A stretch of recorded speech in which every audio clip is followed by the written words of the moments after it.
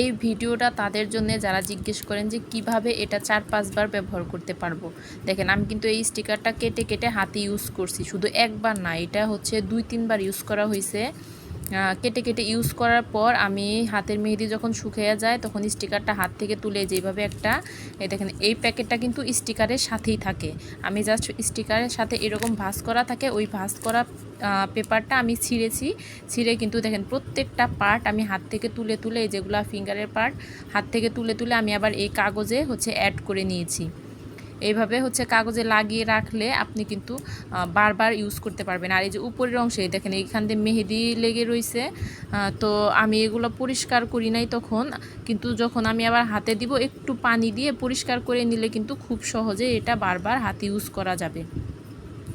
আর যখন হাত থেকে মেহেদির এই স্টিকারটা তুলবেন তখন একটু পরিষ্কার করে রেখে দেবেন, তাহলে কিন্তু এটা বারবার ইউজ করতে পারবেন।